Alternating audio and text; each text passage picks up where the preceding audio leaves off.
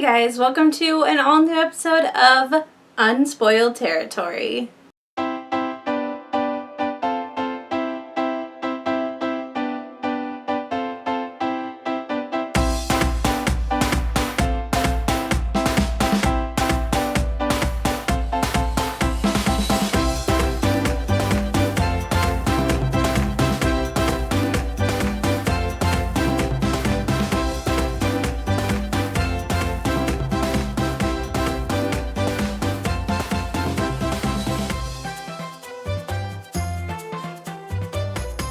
So today we're going to talk about Finding Dory.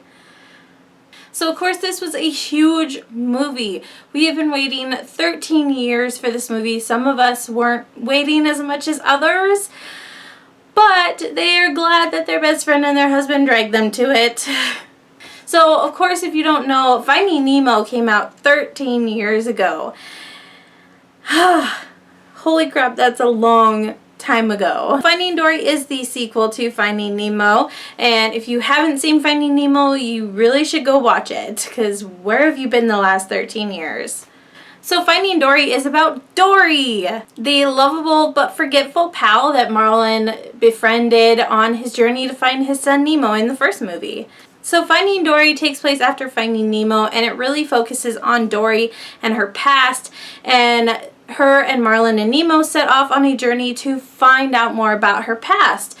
Some of her memory starts coming back, and so they pick up on those clues and try and put together the whole puzzle as to where Dory came from, and it was just incredible. Of course, in this half of the video, I don't want to give away too many spoilers, but you really need to go see it. It was really...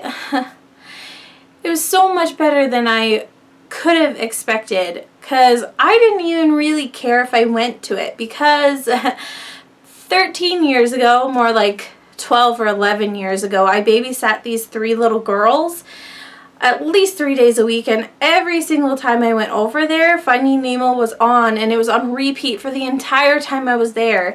Even if we were doing something else, the girls had to have it on. I don't know, it was like a thing that they liked. Yeah, couldn't turn it off even if they weren't in the room. So Finding Nemo kind of got ruined for me. I have been in a place the last like 10 years where I didn't want to watch it. I mean, I know it by heart. I didn't need to ever see it again. So when they announced that Finding Dory was coming out, I was like, whatever. And then, of course, my husband and my best friend were like, we need to go see that movie. It's going to be good.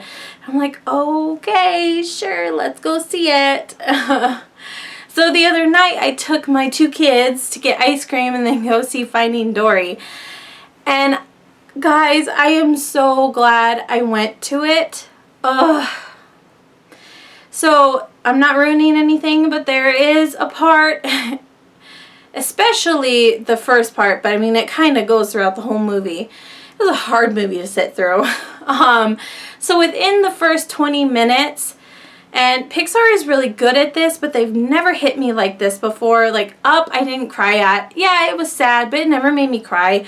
WALL-E, sure, sad, but I never cried. Toy Story 3, got really close at the end of Toy Story 3. I almost cried, but I didn't. And within the first 20 minutes of Finding Dory, I hit a point where I was crying. I was crying so hard. I haven't cried this hard in a theater since Deathly Hallows Part 2. So, they start doing some stuff in the movie, and it hit this point where I was crying so hard. Like, Matt turned to me, he's like, are you okay? What's wrong? And yeah, it was really bad. And to be fair, right now I'm at a very hormonal point in my life, in my month, let's put it this way. And Anton Yelchin had died earlier that day, so I was already kind of an emotional wreck, but still, this movie just... it hits you, and it hits you hard. I'm not spoiling anything here, especially if you've seen the first one. But another thing I really loved about this movie is it teaches you, and especially your children, a very important lesson about things you're going to run into almost every day, and that's people with disabilities. The movie emphasizes that we're all different, and yeah, some of us, we have a little bit harder time in life. Some of us have disabilities, whether they be severe or a little minor. Either way, the movie teaches you that you can live with those disabilities, and you just really have to have some patience and some love, and your life can be amazing. So another thing I want to mention before I wrap up the unspoiled part of this video is, despite what the other people getting up around you might tell you and stuff, stay till after the credits, because holy crap. If you want to feel a sense of everything is come full circle and you want to feel like a little kid again, stay till after the credits, because it's amazing.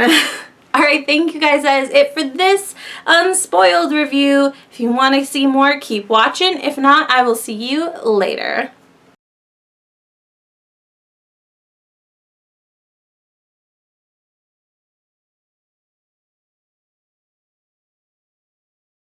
Alright guys, spoilers! Okay, so let's talk about the after credits scene. Holy crap, I am so glad I did not go to IMDb before I went to the movie, because Willem Dafoe and all of them are on the cast list. Oh, but when they roll into the harbor or whatever in their bags at the end, I was like, I felt like a little kid again. I was like, oh my god, they all came back! It was amazing. It was just such an awesome, like, full circle moment. You had everyone in the movie already. And by the way, I love that they found a place for the original kid that played Nemo. He played one of the fish in the movie. I can't tell you what fish or where it was at, but he did a voice of one of the fish earlier on in the movie, and that's awesome. Of course, I love that they brought the turtles back, Crush and Squirt. How can you not love them? And obviously it was just a faster way to progress the story, but I loved it. Squirt was still so cute, even though it was a different voice, but still really cute. I liked the job that they did finding a new Nemo. It wasn't perfectly spot on, but I think he did a good job. And I really, really love, because this is one of the things I was wondering about going into it.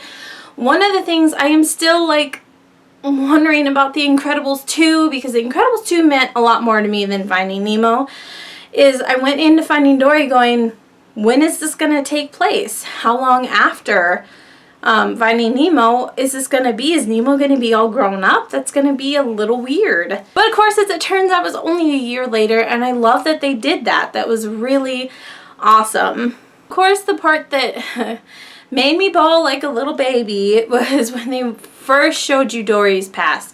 When they first went back and they showed Dory as a little fish, and she, oh my gosh, she's so cute, and they did a really good job capturing with the little girl's voice, like how someone with a mental disability is gonna kind of just be there 1 second and not the next. And I think I was already tearing up around that part, but then when she was fully lost and asking for help and just apologizing over and over and over again, that's when I completely lost it, because it really, one, it was really sad. Like, they did an amazing job making the probably most sad thing you will ever hear and see.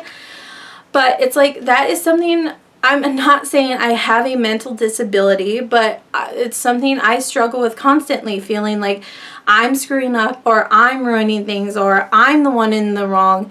And I'm constantly apologizing for stuff that even I know in my mind I shouldn't be sorry for. I don't need to be sorry for. And it's something that Matt tries very hard to make sure I don't do too often, or if I start doing it with him, he makes sure to, no, it's not your fault, because that is something I struggle with, is I'm constantly wrong. There's something wrong with me. And so, like, that aspect of Dory's personality and past was really hard to watch throughout the entire movie, not just that part. And the whole next day at work, like every time I would think about baby Dory, I would almost start bawling. It was a rough 24 hours. So I am really glad I got dragged to this movie. I would go see it again in theaters. I can't wait till it comes out on video. DVD. We still say video. How old am I? Let me know what you thought about Finding Dory. Did it disappoint you? Did it live up to your expectations? Did you cry? I was talking to a coworker and she is a little younger than me. She was 8 when the first movie came out, and it's her favorite Pixar movie was Finding Nemo. And I told her I went to it and she's like, well, was it good? Did it live up to your expectations? I was like, go see it. Go see that movie as soon as you possibly can. But bring tissues. So let me know what you thought, if you liked it, and what your thoughts maybe on The Incredibles 2 are, because I am so excited for this movie. It cannot come out fast enough. Alright, I love you guys so much, and I will see you later.